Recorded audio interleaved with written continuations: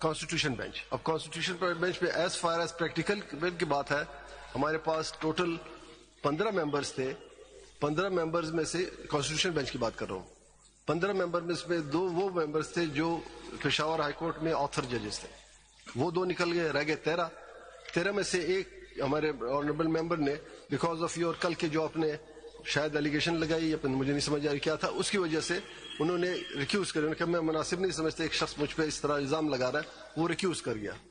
تو اب ہمارے پاس کوئی پریکٹیکیبل کوئی سولوشن ہے نہیں, ہمارے پاس اضافی کوئی شخص دوسرا ممبر نہیں ہے, اس لیے we will proceed on the basis of available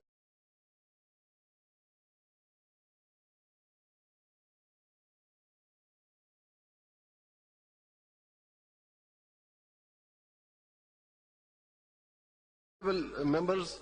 12 ہم رہ گئے, ہم 12 کے 12 سنیں گے. آلموسٹ کیس کنکلوڈ ہو چکا ہے, ہمارے لرنر بردر نے بھی کیس سنا, وہ بھی کاؤنٹ ہوگا. کاؤنٹ اس صورت میں کہ وہ ڈیسیژن میں حصہ نہیں لیں گے. 12 bench review the judgment of 13 member bench. 12 member bench کہاں لکھا ہے کہ 13 ممبر بینچ